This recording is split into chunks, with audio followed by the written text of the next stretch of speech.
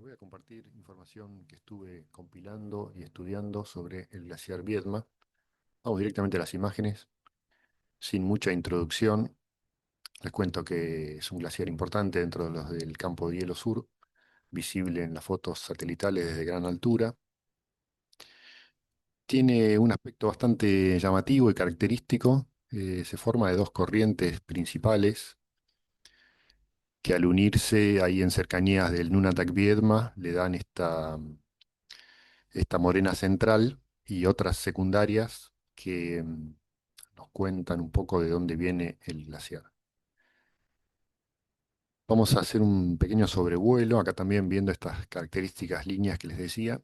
Vamos a tomar por la corriente del norte, es decir, desde esta imagen vamos a volar un poco hacia la derecha para acercarnos a la parte del glaciar Viedma que recibe los aportes que vienen del oeste del grupo del Cerro Torre y el gran plutón granítico del grupo Fitzroy.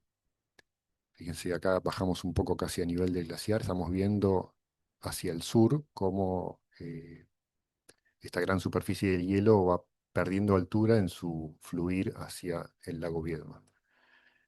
Siempre se habla a la gente le gusta clasificar, que es el más grande, bueno, además. Para mí esto no tiene mucha importancia, pero de todas maneras lo pongo, según esta clasificación, el Viedma está claramente entre los principales del campo de hielo sur, posiblemente en tercer lugar, aunque bastante cerca de Uppsala. Seguimos con el viajecito. Bueno, acá estamos todavía un poco más arriba, en la zona del Cerro Gorra Blanca. El gran blanco que se ve en el centro de la imagen es el glaciar Viedma, pero ahí en ese punto, hacia la derecha y abajo de la imagen, nace el glaciar Chico, que va hacia el norte, y a la izquierda, mucho menor, el glaciar Marconi. Esta es una de las formas de acceder al campo de hielo, al volcán Lautaro y a la famosa vuelta al hielo, que le llaman. Al fondo estamos viendo en la imagen en el horizonte el cordón Mariano Moreno.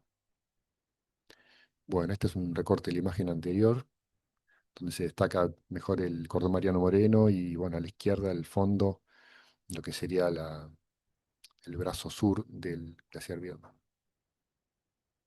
Bueno, el glaciar Viedma nace en el volcán Lautaro, digamos. Si vimos el mapa anterior, se ve ahí la puntita de la cuenca. En primer plano tenemos acá el cerro Libutri, en honor al glaciólogo francés.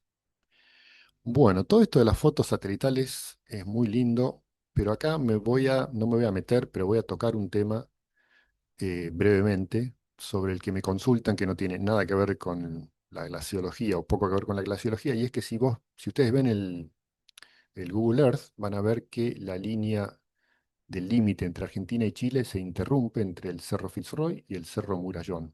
En esta imagen se alcanza a ver que hay una linita amarilla a la izquierda y a la derecha, y en el medio un lugar donde esa línea está ausente. Bueno, ¿por qué es esto? Tema complejo. Van a encontrar bastante información, hay que tratar de mantener una cierta objetividad en el estudio de este tema. Wikipedia es la que publicó estos mapas que me parecen bastante correctos, digamos, en el sentido de que son neutrales para contar la situación. Esri, que es otro servidor de mapas, la verdad que marca una ensalada de líneas complejizada más porque está marcando el límite del Parque Nacional de los Glaciares y está marcando el límite entre la región de Magallanes y la de Aysén en Chile, que es esa línea diagonal que está ahí.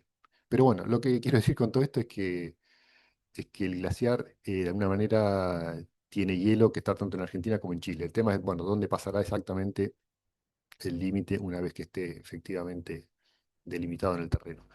Lo que no queda duda es que el glaciar Viedma, por lo menos en toda su porción inferior, ha estado históricamente bajo la protección del Parque Nacional de los Glaciares, por lo menos del año 37. Y todavía mucho más, sin lugar a dudas, los accesos son claramente desde el este, es un glaciar de cuenca atlántica. Los comienzos de la historia del poblamiento ha sido ocupado por pioneros como este señor Arvid Westerlund que vemos acá, que poblaron esa zona junto, bueno, a otros varios escandinavos. Y esto está documentado en fotos tan interesantes como esta que está acá, facilitada por Irma Saldía, descendiente de estas familias en esa zona. Hasta el presente, bueno, todo acceso, como decías, desde el lado argentino. Acá una foto facilitada por Leonardo González.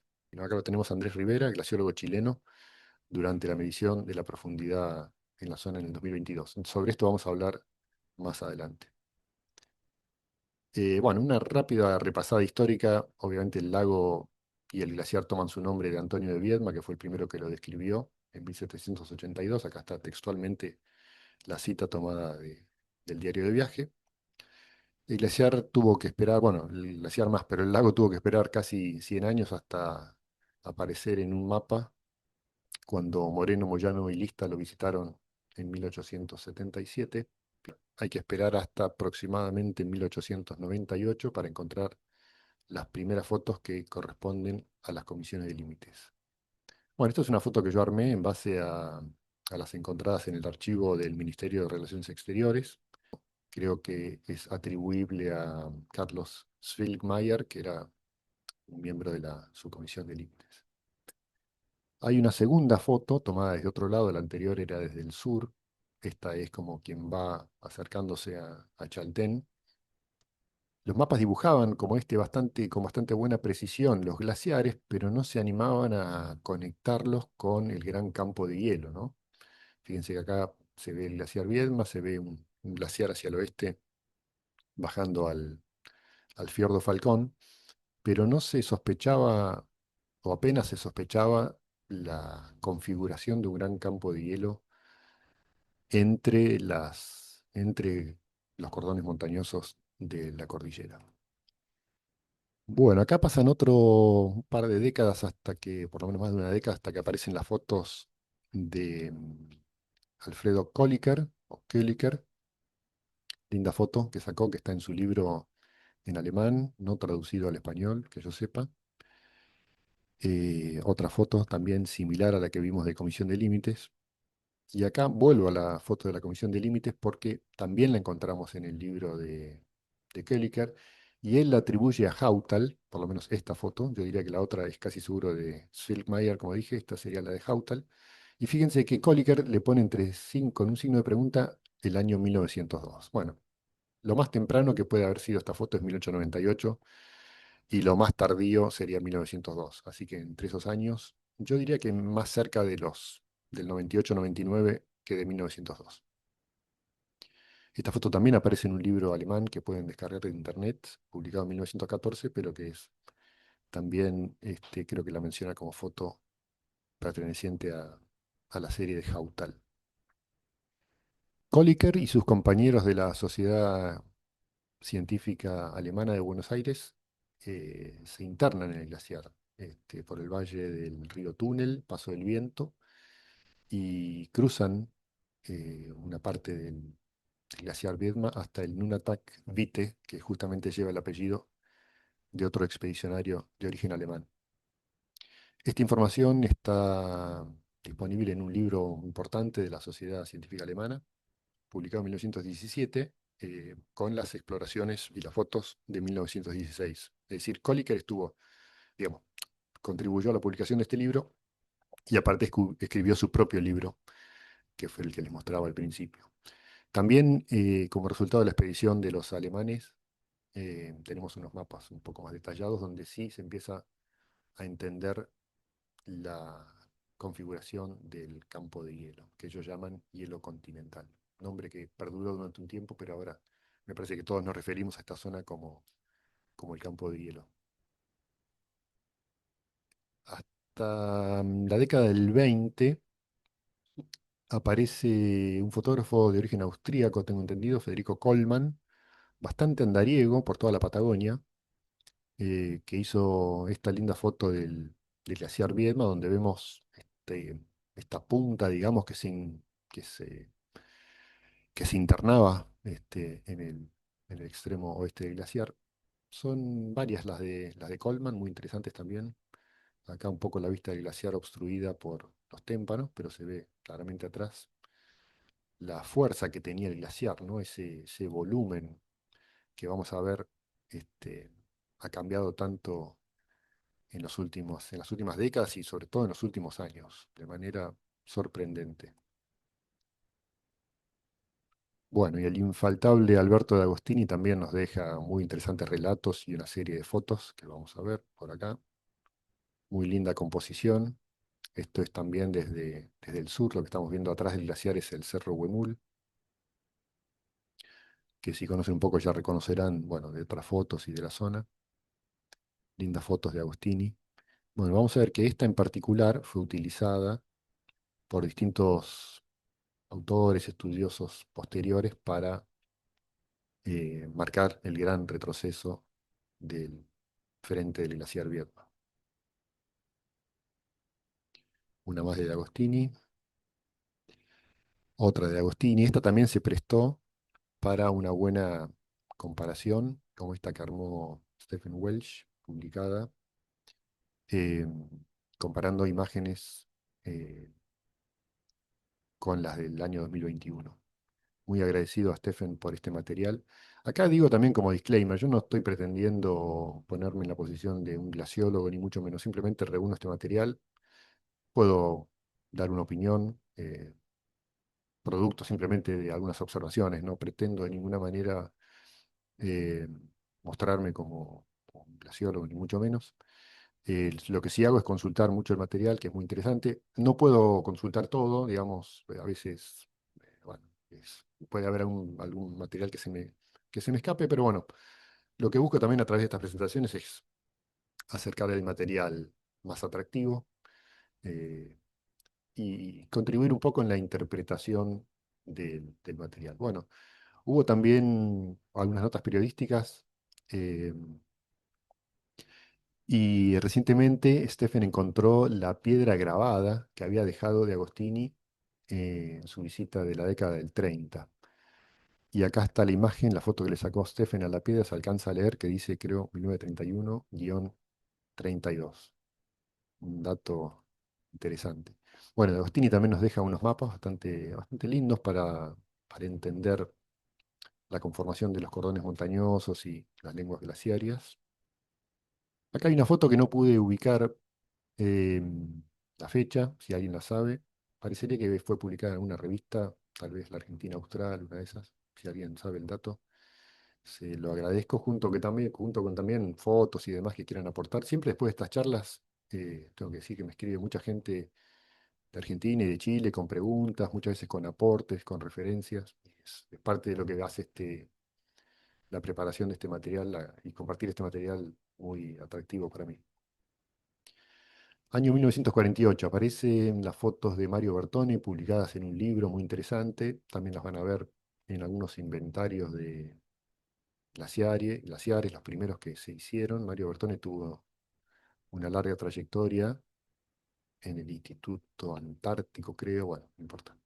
La cuestión es que hay algunos libros de fotos muy lindas. Esta es una foto aérea sobre la lengua terminal del glaciar Viedma y se ve ahí oscuro el Nunatak Viedma y atrás el cordón Mariano Moreno. Mario Bertoni, como decía, tuvo una larga trayectoria, acá fue responsable también de este trabajo, que es del año 2005, 2006 será, donde se ven la comparación de imágenes.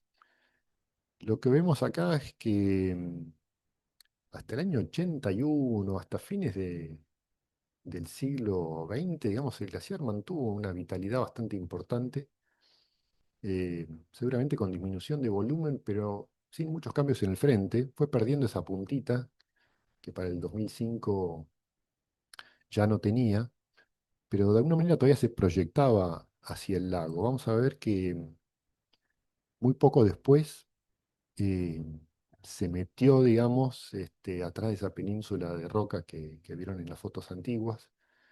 Tuvo una relativa estabilidad mientras estuvo apretado ahí en ese embudo, digamos, de salida al lago Viedma, como se ve acá en estas imágenes también de la interesante página de internet glaciología.cl de Andrés Rivera.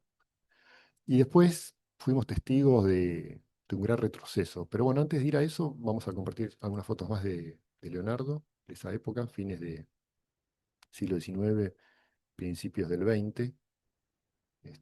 Leonardo trabajó ahí en Estancia Helsingfors y estaba a cargo de la embarcación que iba al glaciar. Así que pudo sacar buenas fotos. Bueno, acá vemos lo que les decía, ¿no? El glaciar todavía está de una manera metido en el contenido de alguna manera por esa península de roca. Hace poco conocí a Andrés Bonetti, obviamente conocía las imágenes, tuve la suerte que andaba por los antiguos y pude estar en contacto con él y pedirle estas fotos. Esta foto para mí fue un clásico, ¿no? Esta foto aérea que mostraba el glaciar Viedma junto con otras y que se veían muchísimo en agendas, calendarios, en los comienzos de cuando el turismo empezó a crecer en los años 2000, era un clásico esta foto.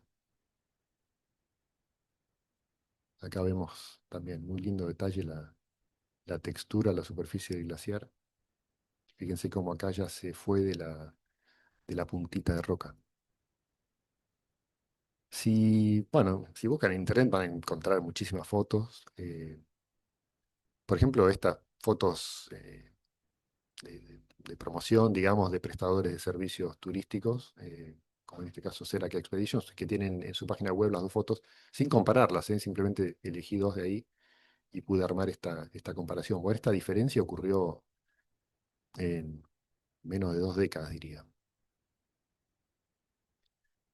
Lo que empezó a notarse en la última década, digamos, que se ve en esta imagen tomada de un video de YouTube, que también van a ver varios en internet, es lo que ahora llamamos desprendimientos de base, donde no solo hay un desprendimiento del frente, sino que en realidad el desprendimiento del frente, bueno, por la forma en que se da, está indicando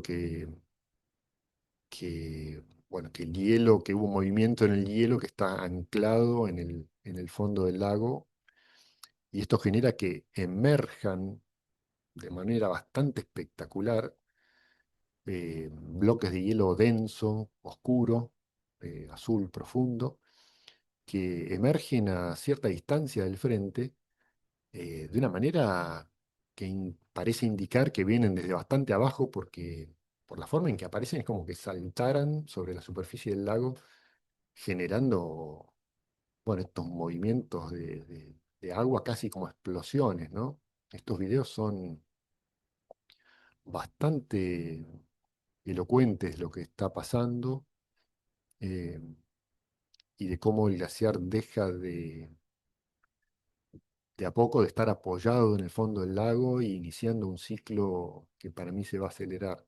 No, la cuestión es que estos videos son espectaculares, más allá de lo dramático, ¿no? A veces el que está filmando se concentra en el frente y no se da cuenta que en cámara lenta, a, no sé, 50 metros del frente, está apareciendo una especie de ballena gigante de hielo, y toda la superficie del lago queda como hirviendo durante varios minutos mientras todos estos bloques se acomodan, se rompen y demás. Realmente increíble. Bueno, en este video ocurren 2 episodios. Es como que hay uno primero más cerca, dura varios como minutos, se calman las aguas y después ocurre otro un poco más atrás, más grande que el primero.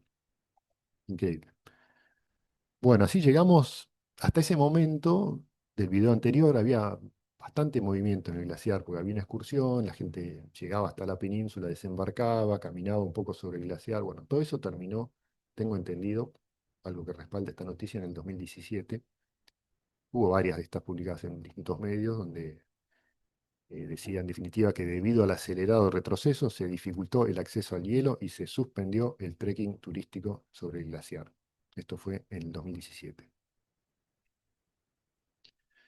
Vemos que los mapas de esa época, hasta ese año aproximadamente, marcaban, como de acá, una línea punteada en rojo que indicaba más o menos lo que era el recorrido sobre la superficie del glaciar. Bueno, todo eso se terminó. Obviamente a este mapa habría que cortarle toda esa parte de hielo que ya no está más. Bueno, haciendo este recorrido más o menos cronológico de las fotos antiguas, llegamos al 2018, donde está el Inventario Nacional de Glaciares, publicado por el Yanigla, muy interesante, también algunas fotos. Eh, bueno, indica un retroceso bastante marcado entre el 2005 y el 2017-18. y incluye unos mapas de la cuenca del glaciar Viedma, pero obviamente la cuenca del lado argentino. Fíjense que los mapas tienen volviendo al tema de límites, ¿no? Dependiente de limitación. Bueno, estos mapas tienen un cuadro, un recuadro ahí abajo donde da la información bueno, de la cartografía y, bueno, que es oficial y demás. Creo que dice, hay una mención sí, al acuerdo de 1998, exactamente. Bueno, unas fotos interesantes de Lianigla. Lo que está ocurriendo es la pérdida de volumen o un adelgazamiento increíble del glaciar, más allá de lo que haga al frente, se está bajando muchísimo. Está cambiando, pienso yo, el aspecto de la superficie también. Bueno, llegamos a 2022, pocos años atrás, donde hubo una noticia también circuló bastante porque sorprendió a todos los expertos eh, que estaban trabajando en conjunto, argentinos y con Andrés Rivera de Chile, con el apoyo de Parques Nacionales en la medición de la profundidad. Y fueron hasta el lugar recientemente abandonado en los últimos años por el glaciar y se encontraron que en ese lugar había una superficie de 900 metros de profundidad. Eh, Realmente esto superó todas las ideas que se tenían al respecto. Y bueno, con esta medición, eh, el lago se ganó la categoría de, no me acuerdo, el segundo más profundo de América. Bueno, no sé, creo que está en la próxima diapo. Lo que quería mostrar con esta foto es que el bloque de hielo azul a la izquierda de la imagen, justamente lo que clara evidencia de lo que les contaba antes de los desprendimientos de base, ¿no? Con este hielo denso, azul, intenso. Bueno, acá está la comunicación técnica publicada por los estudiosos que hicieron los sondeos en el glaciar. Eh, bueno, no alcanzo a leer porque me tapa algo ahí, pero ahí abajo dice, se transforma en el lago más profundo y no alcanzo a ver. Esto significa que el fondo del lago está 650 metros por debajo del nivel del mar, porque el lago Viedma no es un lago ubicado a gran altura. Bueno, con esto creo que vamos terminando. Ah, bueno, acá en la sitio web de Ahora Calafate hay una especie de infografía, digamos, videíto donde pueden ver, no con mucha definición, los cambios en el glaciar, pero antes de terminar quería dejar un poco de lado el glaciar Viedma para ver qué está ocurriendo en un lugar conocido como Laguna del Viedma, que fue antiguamente una lengua glaciar menor que aportaba al Viedma y que desapareció, fue reemplazada por un lago y que este lago está de una manera contenido, no sé si decir está o estaba contenido por el costado del glaciar Viedma, con el que tiene alguna comunicación. Bueno, de estudiar las variaciones en el nivel y digamos, en los detalles de esta laguna del Viedma, se ocupó este geólogo inglés que tuve la oportunidad de conocer. Y me pareció interesante que, acá hay un dato interesante, para empezar, la península que ven ahí bien a la derecha de la imagen, frente al glaciar Viedma, que nunca la vimos nosotros con hielo, digamos, parece que sería la posición del glaciar hace 530 años, ¿no? Y desde ahí retrocedió hasta, bueno, las primeras fotos que les mostré, 1898 y demás. Em, Acá de vuelta, no, esta imagen no es para que veamos el frente y su retroceso, sino justamente en el ángulo de la imagen, el contacto entre la laguna Viedma y el glaciar. Se ve que ahí ha habido ahí algún desprendimiento del glaciar, y si vemos algunas imágenes con Google Earth que nos permiten compararlas con imágenes anteriores, vamos a ver que esta es una zona que ha cambiado bastante. Se ven antiguas líneas de costa de este lago. Esta sería la situación actual. eh, y esto en el año 2010, cuando el glaciar tenía incluso un frente donde liberaba témpanos hacia esta laguna que tenía un nivel mucho mayor. Digo esto porque lo que ha ocurrido acá es un vaciamiento, acá incluso en niveles mayores, esta imagen de los años 69 creo que dice. Eh, Obviamente ha habido un gran volumen de agua, voy para atrás, que antes estaba en esta laguna Viedma y este volumen de agua ingresó tal vez de manera, posiblemente de manera catastrófica hacia el lago Viedma. Y en esta imagen se ve como que hay una extensión de la laguna que parecería que está, creería yo que está en permanente comunicación con el Viedma. Sería interesante si alguien tiene el dato del nivel de la laguna. A lo que voy con esto es que ha habido casos de crecidas excepcionales del río Leona, que es el desagüe del lago Viedma, posiblemente por un ingreso de un volumen de agua muy importante de forma catastrófica, ya sea de la laguna de Viedma o de algún otro cuerpo de agua bajo la superficie del glaciar o en las márgenes del glaciar. Digo esto porque si vieron algunos de mis otros videos, en uno me ocupé de los GLOFs en la Patagonia, que son los desagües repentinos o vaciamientos repentinos de lagunas glaciarias.